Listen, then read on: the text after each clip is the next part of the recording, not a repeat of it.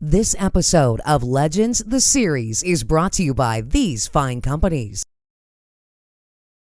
There's you see the movie The Shack? Yes, loved it.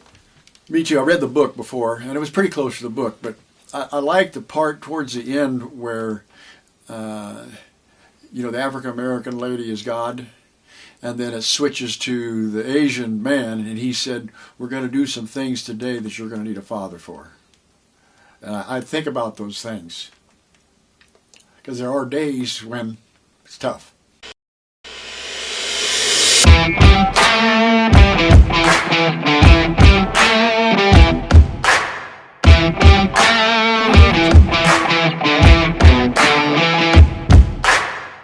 When I think Eric was a baby and he first got here, one of my first memories was I was walking up to the announcement of here's your son or your daughter, and they had a little badge on the bassinet or the warmer or whatever they're in. And just as I got there, the doctor flipped it over and said, "It's a boy." And of course, I think in any family you want to have a son and a daughter and so on and so forth. But that was my first recollection of the realization that a son was born. So as a little guy, he was a happy baby. I mean, happy all the time. He was, I think he was teaching me from day one.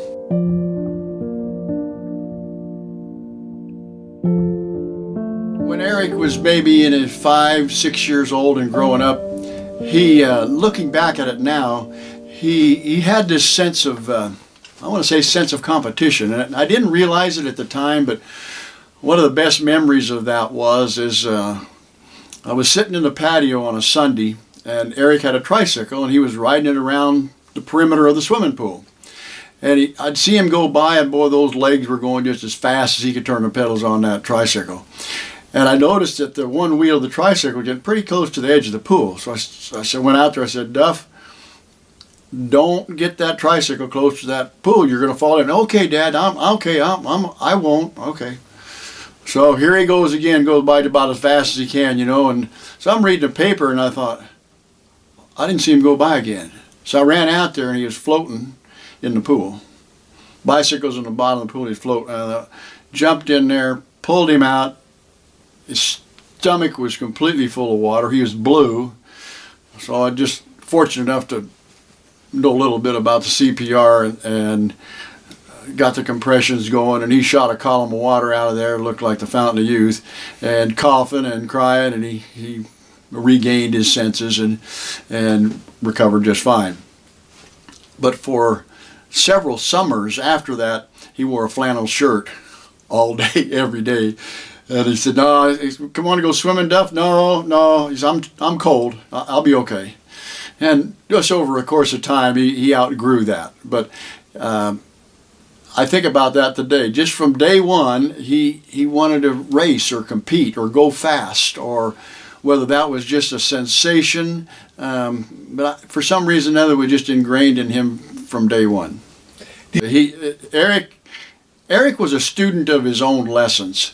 He was very, very good at realizing the cause of effect. You do this, and here's the consequences. And if you're facing some new adventure, that you heavily weigh those consequences before you get a chance to experience it. And perhaps some of that came from, my boat racing days. We raced the boats. Had a couple crashes, broke my neck, broke my back. A couple of our friends died racing boats, and so when he was a little guy, he got to see the competition, but he also got to see the adversity that's involved with all that and the perils that you put yourself against. And I want to say I think that was a maturing element in his life. It helped him become not only responsible, but realize that you're pretty much in sole control of what you're going to do, and you've got to weigh the consequences. Never had to spank Eric one time, ever. You'd tell him, "Don't do that, Duff," or he'd say, "Okay." He was a child that never had to discipline ever. You told him, and he got it. Well, he'd venture off and try some things, and you correct him, and he'd say, okay, he'd never go back and do it again. He was as self-disciplined as you could ever ask for. And a lot of the young kids that he ran around with weren't that way. So it wasn't like he was involved in an environment that was just like him. He had to make his own decisions that I choose to obey and be obedient. Well, we stayed close, I think, from the day he was born. I used to take him to the shop with me when he was a little guy, change his diapers on the workbench. And so his playground was really the shop. The school bus would drop him off on occasion at the shop, and when he was 6, 7, 8 years old, I made a little box and put it up on the knee mill and put a piece of aluminum in the vise, and he got to cranking the handles and making something. So it's just a little tiny guy. And I remember we rebuilt engines during that time frame, and of course a lot of these engine rebuilds you had to rebuild the carburetor. Well, there was one of our customers who was actually our optometrist, and he brought a car in there and we rebuilt the engine, and Eric would come in the shop, and you'd have to have something for him to do. He wanted to be busy, he wanted to be doing something all the time. So that carburetor was sitting on a bench, and he was probably 9 years old. And I said, well, take that carburetor apart. He said, you want me to take this carburetor apart? I said, yeah, sure, here's the screwdrivers, and okay. So he took the carburetor apart, and we put it in a carburetor cleaner and cleaned it, and I showed him how to hose it all off and blow it all off. And so then he looked at me, and he looked down at that basket with them carburetor parts in there, and I said, you want to put it together? He goes, you want me to put it together? I said, well, sure, you took it apart. Okay. So he put that carburetor back together, and right about the time he got it finished, the customer came in, Lee Scaife, and Lee said, hey John, how's my engine doing? I said, good, we're just getting ready to put it back in the car. I said, Eric's finishing up your carburetor, and as soon as we get that done, we're going to put it on. And he just stopped, and he said, Eric's rebuilding the carburetor? I said, yeah. He said, can I talk to you for a second? I said, Lee, it'll be just fine. Don't worry about it. He can put that carburetor better than me. And little did Lee know that was the first one that he had put together. And ironically, put the motor in the car, turned the ignition switch, started up, and ran like a Swiss watch. And Eric was that way. We had we had a common bond that, to me, this day, talking to other fathers and parents, it goes beyond the norm. We were friends. We roomed together. We did everything together. When I went out on the road, he actually came to live with us in Fostoria, Ohio, and was going to Terra Tech engineering school. He was, I think, he just real short of getting his engineering degree, and he called me one day and said, Dad, I want to go out on the road with you. I want to work on these race cars. I said, man, Duff, this isn't a very good life. I said, you're gone from home. He says, I understand all that. He says, I'll put it to you this way. He says, I want to come out on the road and I want to work for you. If that's not possible, then I will try to find a place that I can go to work. I said, well, can you leave tomorrow? And I was working for John Force at the time, and we started the second car, and Eric was the first crew guy. Being able to be in the same place with your son, and being able to enjoy every day of life working together and doing what you both love to do, I don't think there's anything else you could ask for in life that would be better than that. We're going to live this life. We're going to spend our days here. And who the people we are that we associate with, our closeness of friendship, fans, family. If they can be with you, then that makes the burden of being on the road so much better. So Eric was a real blessing to me, and still to this day, it's an honor to be his father. He was the real. I think I was a student and he was a teacher. I'm gonna run, see if you can rope me.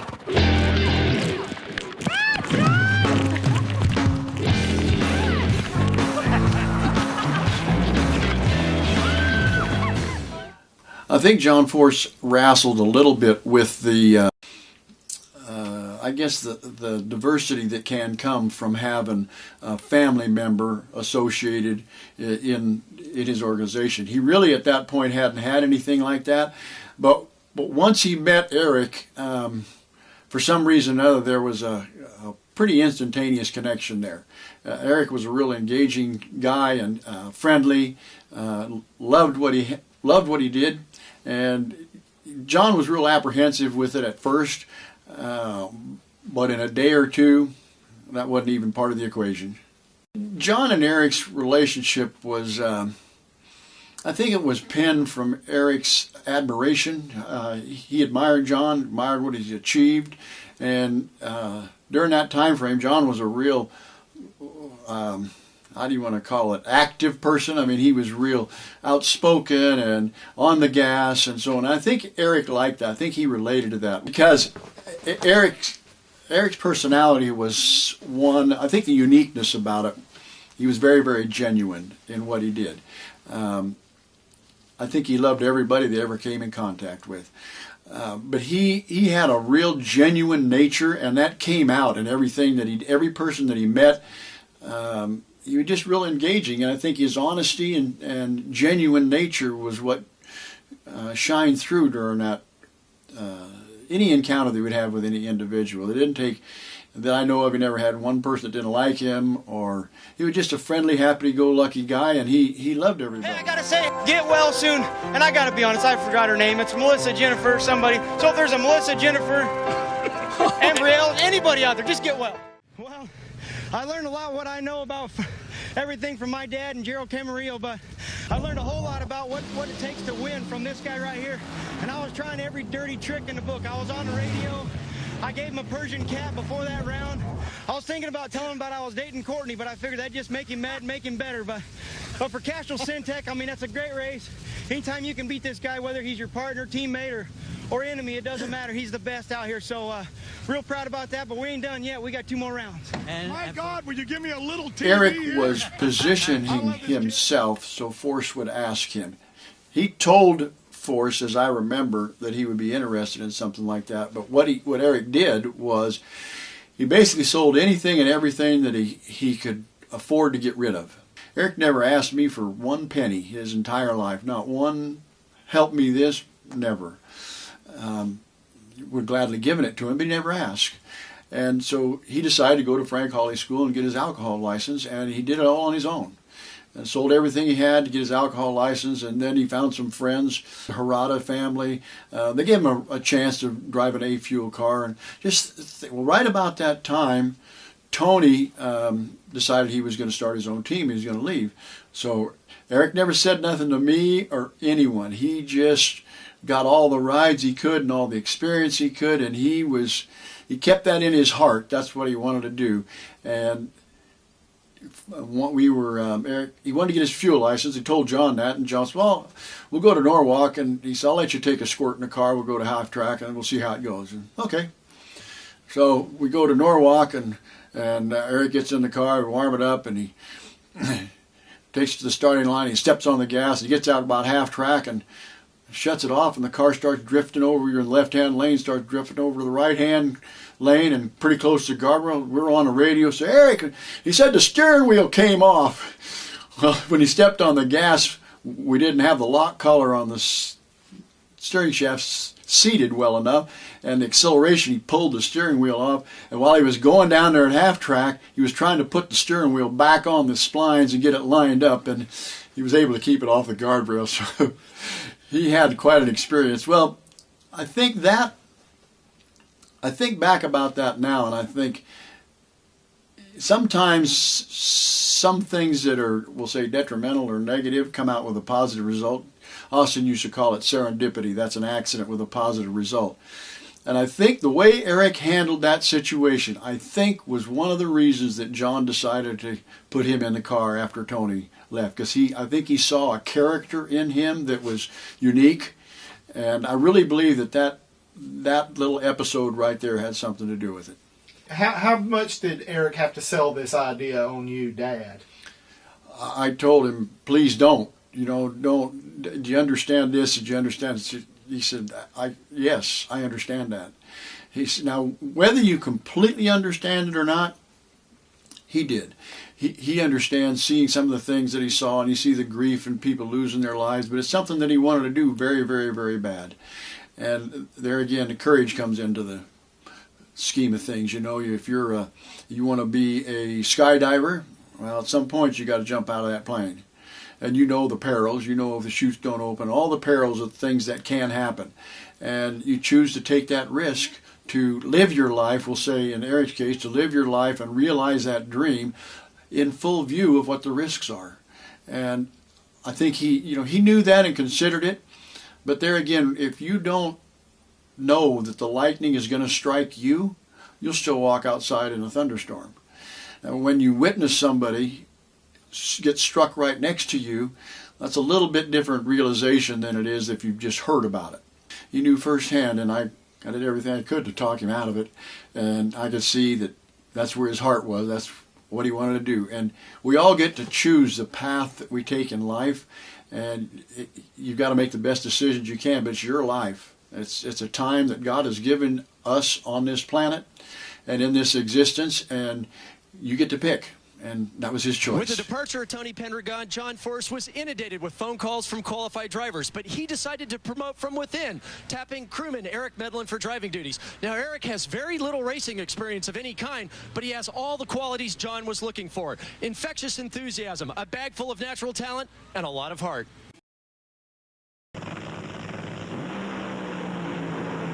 Come on, Duff. Come on, we can win this one. Come on, we just need a little bit. And the car's got to half track, and Shelzy's car started spinning the tires, and I thought, I can't believe this, you know. So anyway, the wind light comes on, and of course, a tremendous celebration, and that's probably one of the most gratifying. It is by far the most gratifying wins I've ever had, because you realize that not only your son, but this individual got a chance to realize a dream that maybe only a dozen people in the world get a chance to realize. I don't even know what to say. You better got a lot of tape, because I got a lot of words. Well, we got a minute. Go for it. I just like to say, first of all, thank you to these guys right here, everybody on the side of this car, believed in an old hillbilly like me, and that's not a cliche from John, but it means a lot that they'll believe in somebody like that. And hey, America, dreams can come true. Don't ever stop dreaming. I'll never forget him sliding across the hood like, like in Days of Thunder, or one of the movies that was popular that time, and the Gatorade dump and all that. That started his whole. Once you win one, it seems like the level of difficulty isn't quite as high because you're able to win one. But that win didn't change him any. His engagement for the fans, his appreciation for the fans, none of that changed. You know, I used to tease him. He'd be out signing autographs. Of course, they're lined up, and he liked the girls, and so the girls were lined up. And I said, "Man, Duff," I said, "you sure got a female fan following here." He goes, "Well, yeah, Dad," he said, "you could come out here with $100 bills taped to your shirt. They ain't going to talk to you. You put this driver's suit on, they're going to be lined up." I remember one Sunday he went down to the shop, and Eric was there working on his motorcycle. He was building a new motorcycle. And his girlfriend was sitting on the floor watching him. And that was their time together that Sunday. He was working on his motorcycle, and that's what he loved to do. And he would spend all the time he could with them, but the race car, that came first. And a lot of the girls, they wanted to be first. That's where his priorities were. His priorities were in that race car. That's what he loved to do. That was his life. He wanted to win. He just wanted to participate in the sport, and that's where his mind was. That's where he's focused on. Life gives us a smack of reality every now and then. In fact, smack hell, it was a right cross tonight. We choose our endeavors based on our talents. Darrell Russell's talent was found behind the wheel of a top-fuel dragster. Moments like these remind us how harsh life can be and how precious it truly is. We had the conversation about the volatile nature of driving one of these race cars after Darrell Russell's accident. Eric and Darrell were very close friends. And during that time frame, the issues that we were having with the tire was right at the forefront. And there were a lot of people that were addressing those issues, and we were diligently searching for safety measures and so on and so forth. So it becoming a heightened level of concern with all that, and just in the servicing of the race car, we became very, very focused on the tires and the mounting procedure and just anything we could. We had data recorders. We're starting to measure the temperature of the tires and just a whole bunch of things to try to understand what we can do to make this all better. But yeah, it was getting very, very, all the drivers, all the crew chiefs were getting very, very concerned about the safety of the car. And unfortunately, the accidents were happening faster than we could find solutions for. But yeah, now looking back, I remember just looking at those tires over every single run. If there was any kind of a blemish at all that maybe before you would say is okay to run, we took them off. We just made sure that we did everything we possibly could for those tires. And Eric would too. He'd get out and look. He'd check the car over. He was very diligent about the safety belts. Anything that had to do with safety, he was sure that was as good as it could be.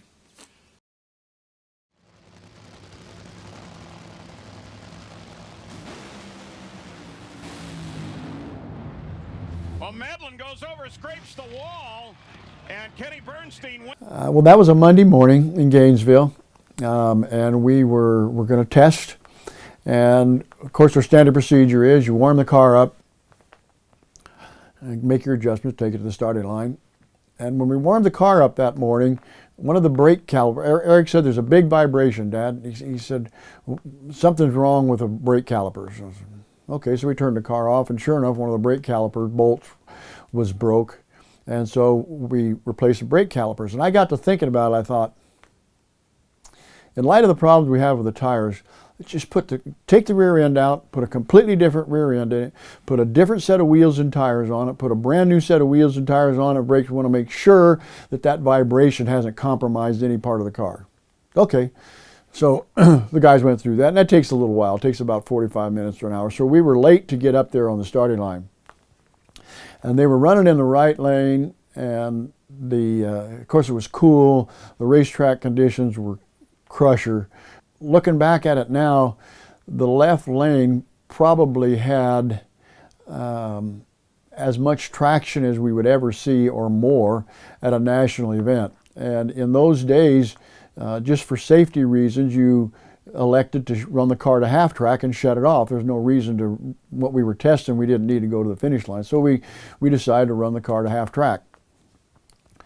Well, with the problems that we were having with the tire, I think that environment right there was maybe just perfect for a failure, and we didn't know it.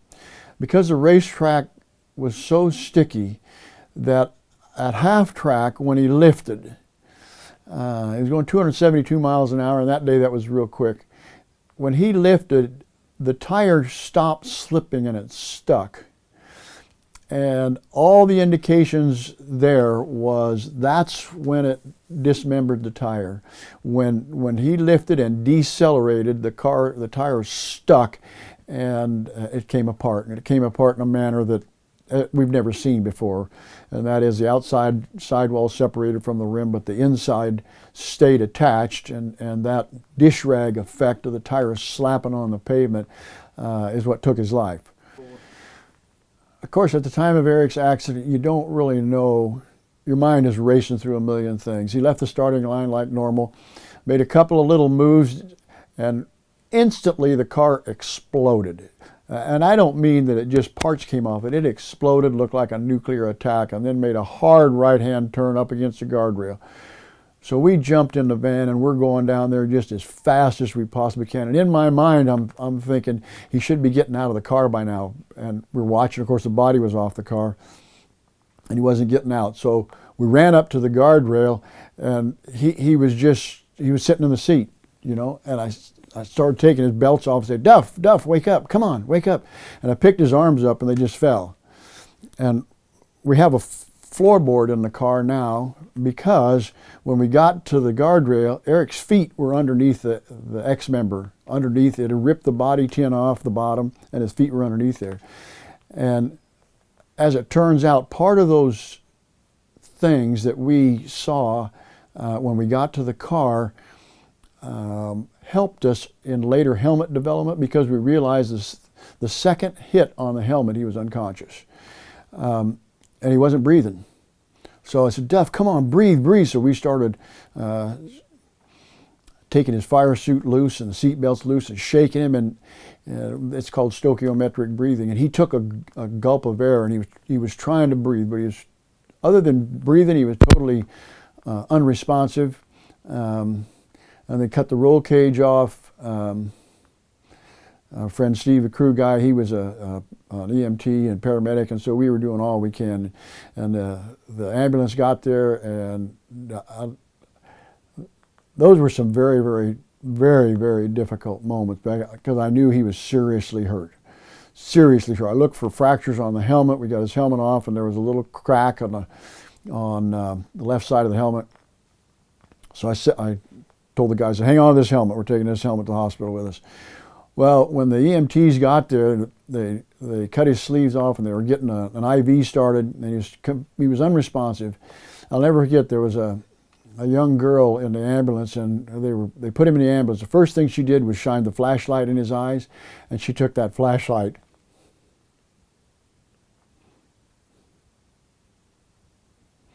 and threw it out the ambulance because she knew that his pupils were fixed and dilated, and he had some serious brain damage. Every hour of the day I go through that same scenario. What would you have done different? What did you miss? And the answer of it is, after 10 years of that or 11 years of that, there's really nothing that we missed. There was nothing that we could have seen coming. There was nothing, because that hadn't happened in that manner before. So he wasn't in any kind of a compromised situation. If anything, the car was more closely scrutinized on all of those runs after Darrell Russell, just like it was that Monday morning. It was as safe as we knew how to make it.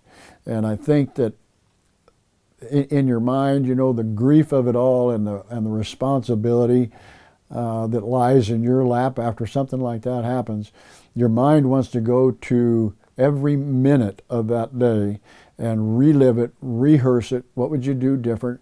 I remember in my grief shortly after, I actually did the math calculations of how fast I would have to fly at a particular radius on the Earth in the opposite direction rotation to get back in time to prevent that run from happening.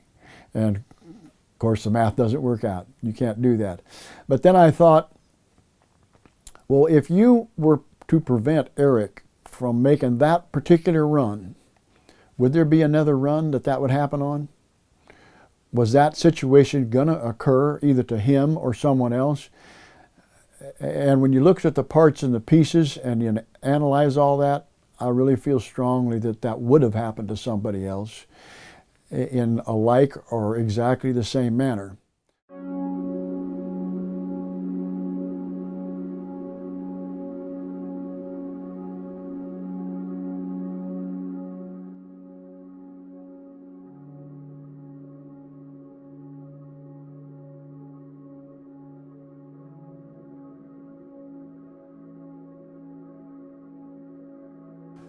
Well, of course, leading up to that day, you have moments of hope, you know, because his brain was swelling the days before, and they give him a drug called pentobarbital, which puts him in an induced coma. And the pentobarbital basically shuts all functions off except the medulla oblongata, which controls breathing. He had an MA1, a breathing apparatus in, but his heart rate was good. Brain activity was very difficult, we'll say, because of the pressure and the swelling. So that day, that second day, one of the neurosurgeons said that about the only chance that we have is to do a decompressive craniotomy. And I said, well, what's the chances that that's going to help him? He said 5 to 7%. And he said it's very invasive. He said, but we don't know what is the extent of his brain damage beyond the swelling and what we can see on the MRI and the bleeding in all the regions of the brain. So I said, well, what would you do if he's your son? He said, well, this is what I do for a living. And he says, I go through this every day. And he said, when it's all said and done, you're going to look back and wonder if you did everything humanly possible. And if you can answer yes, your life is going to be a little easier to go on. But if you say, no, I should have done this, or compromise, then it's going to be very difficult. And for your son, I would give him every chance you could. So I said, okay, let's do the decompressive craniotomy. So they did, and a little surgeon, neurosurgeon, her name was Miriam, and a little Indian girl studied at Harvard. Her teacher was the teaching professor at Harvard, and he was on camera and on call when they were doing this, and he was guiding her moves. And she came back and told me that what they had found, and she said that my belief is, had we not done this, he would have passed away in the next few hours. And she said, now that we've done this, she said, my feeling is he may live another 24 hours. And that delivery of what had happened and what the surgeon saw didn't really, you're so numb and so traumatized over it all, you just don't quite grasp what they said. And prayers go on, and we never lost hope. We never lost hope. One thing that Miriam said to me that was actually some of the foundation for the decisions the next day was, she said, but I can tell you this, if he survives, she says, I have no way of knowing what his quality of life will be.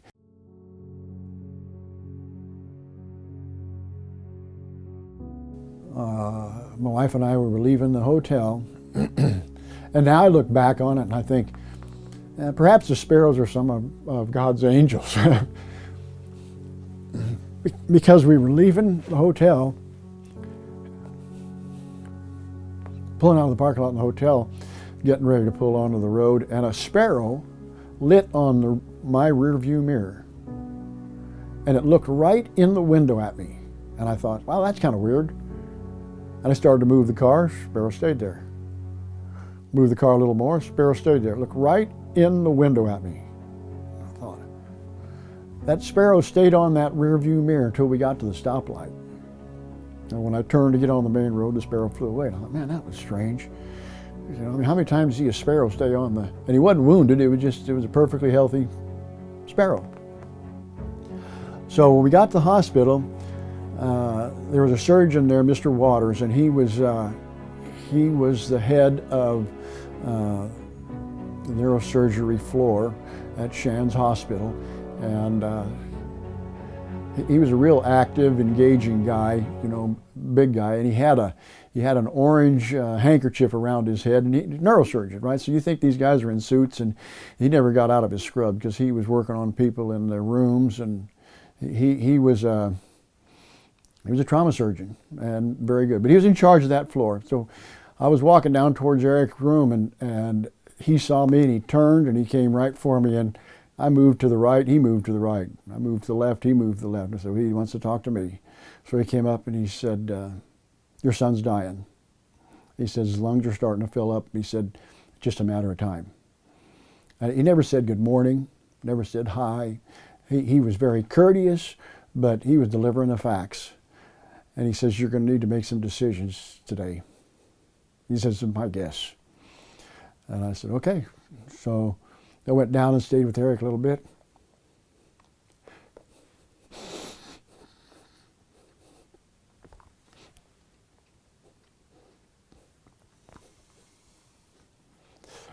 And we weighed all the options.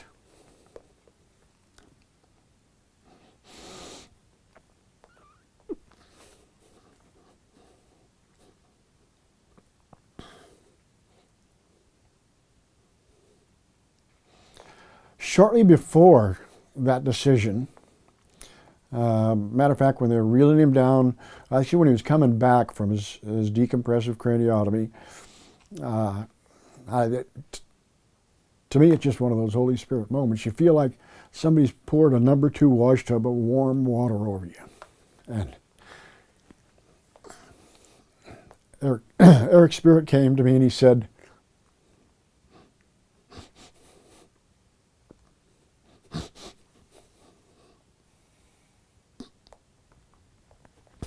it was actually kind of his,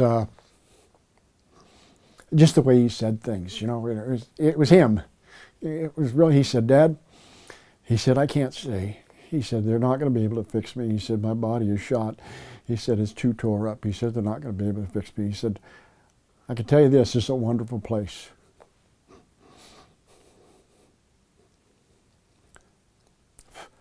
He said, I love you.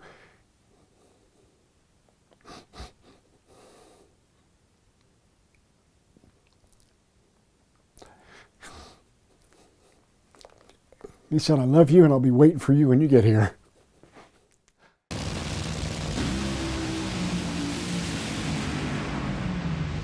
Well, John was a little late. And John, big crash. John, there's a problem with his car. He comes across, he hits Bernstein. Both cars continue on. John's car is torn well up. Wow, that was just 6 months to the day and the hour of Eric's accident, John Force's car had a tire separation, dismembered the car, cut it completely in two at Dallas. And so I knew then that, and we had worked on widening the roll cages, better pads, better protection, and he had a similar failure. So the answer to that was, unfortunately, beyond, I guess, any human capacity, you wouldn't want that to happen to anyone. When you saw John Force's accident, did you have to relive Eric's accident all over again? Oh boy, sure did. And we saw that he was upside down up against a guardrail.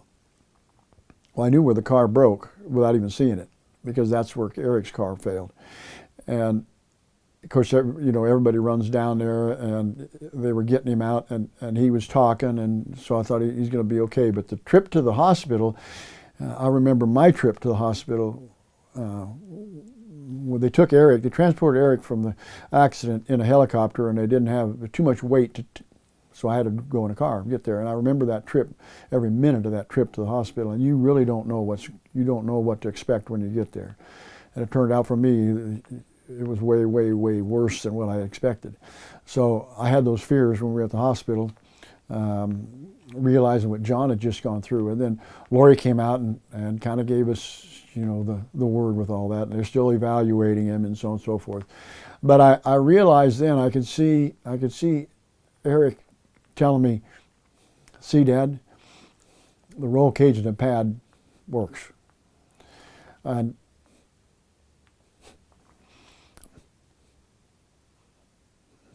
that's what Eric would want to come from his accident, is that somehow, some way, that information gets into the hands of the people that can make a difference and change it. Well, there was a young engineer that we still get to work with today, Niranjan Singh. And Niranjan was spending days and nights, whether he was at work and getting paid or at home doing the FEA on the chassis and trying to understand where the chassis failed and how it failed and how the impact of his helmet in the bars were such. He just worked on all aspects of it. And there's some very, very unusual aspects of that came to light. And he said he just woke up in the middle of the night and thought to look at this particular area in the car. One of them was where the car failed first. The chassis failed first, which was a result of the tire failure. But we were focused on a lower left-hand corner where there was a tubing intersection, and that was badly destroyed there. But Niranjan said, I just woke up in the middle of the night and thought, I need to check the steering crossover. When he's telling me this, I said, what's that got to do with anything? He said, well, that's the first place it failed. I said, really? I said, I find that hard to believe. And I said, I'm telling you, it's the first place it started to fail. So we went back to the shop that next morning and looked at all the cars. That steering crossover at that point was welded to the top frame rail. And we looked at that intersection. Every single car, that steering crossover was cracked. And Dan Olson was in charge of the fuel racing at that time, so Niranjan came up with a 4-post design with rubber bushings in it, isolation mounts and so forth. And Dan made a rule that you had to have that bolted in the car 4 places, just like what Naranjan had come up with. And he asked everybody to report to him when they removed the welded-in crossover, how many were failed, if any. 14 out of the 18 cars, theirs were cracked. So through all those accidents today, we have a safer race car. Now, if Eric could come back today, I guarantee you he would say, "Got the race car ready, Dad?" "Yep." And he'd look at me and he says, "It's safe? Safe as we need to know how to make it, Eric." And he said, "All right, fire it up. Let's go run it."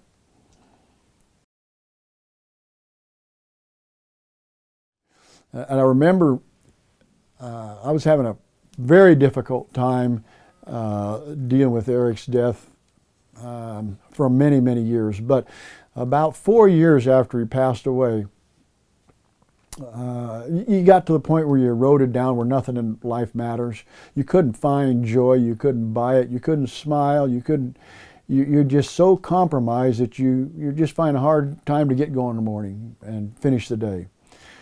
Well, in one of Eric's visits, he was standing there, had his hands behind his back and his normal grin, and he said, "Remember these, Dad?" And he had 2 straps with 2 wheels on it. I said, "Yeah, Duff." I said, "That's the wheels to your training wheels to your bicycle." He goes, "That's right." He said, "You remember putting them on my first 2-wheeler?" And I said, "I sure do." He said, "You remember how you had them set?"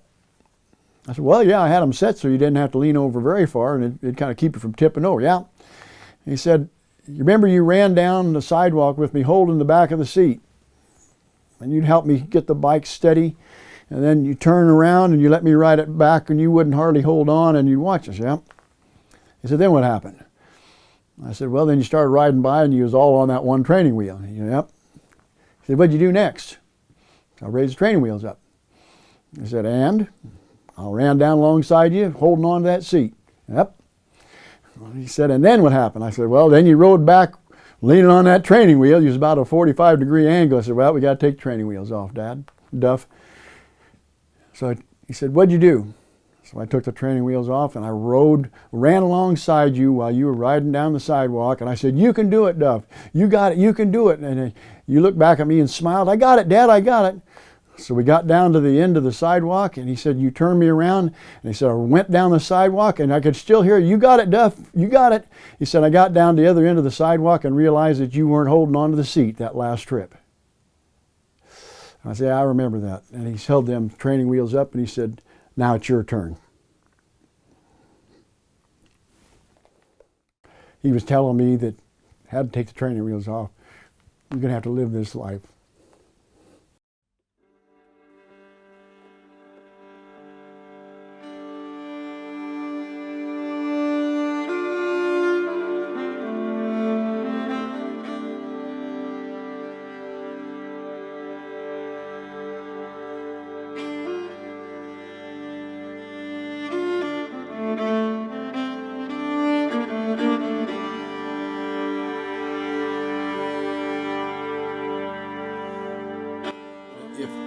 If Eric could rejoin us and he could call in his audience of friends, drag racing fans, and the world, we'll say, I think he would talk about something that he was a master at, and that is living your life to the fullest.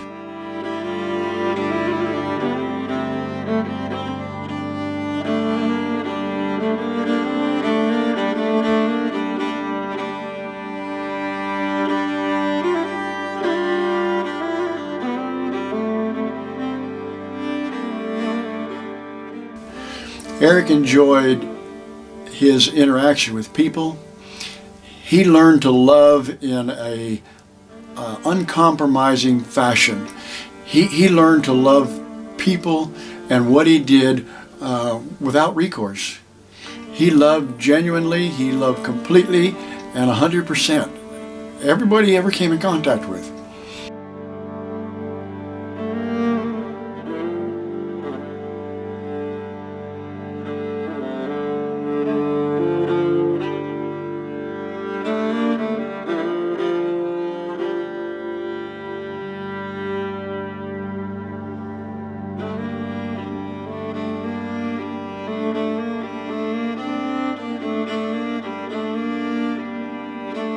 When we went to settle Eric's affairs. We went through all of his record keeping and bookkeeping. He had a file folder there that had fans written on it, and it was real thick. So I opened it, and there were crayon drawings, there was cards, there were pictures, but it was everything and anything that a child had given him, he saved. And I remember him talking about the children at the ropes. He said, "See that little guy right there, Dad?" I said, "Yeah." He said, "You see how he's looking in the pits here and look at that?" I said, "Yeah, I do." I said, "He's thinking what it would be like to be on this side of the ropes." He said, "That's exactly right." He said, "That little guy was me at one time." And he said, "I've been able to live my dream, and I'm on this side of the ropes." So he says, "I know what that little guy's thinking. I know what his eyes are seeing."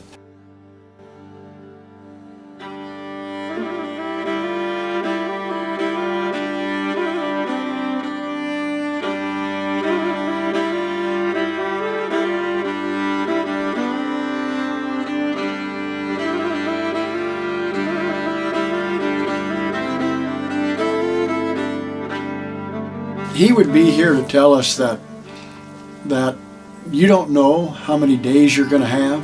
You have no prescription. We have an arrival date and an ending date, and there's a dash between it all. And we get to pick how we live that dash. And he was an example, a perfect example of living it to the fullest. Live every single day, max tackle, because you don't know whether it's going to be your last one or not. So love completely. Pursue happiness and forget the rest of it.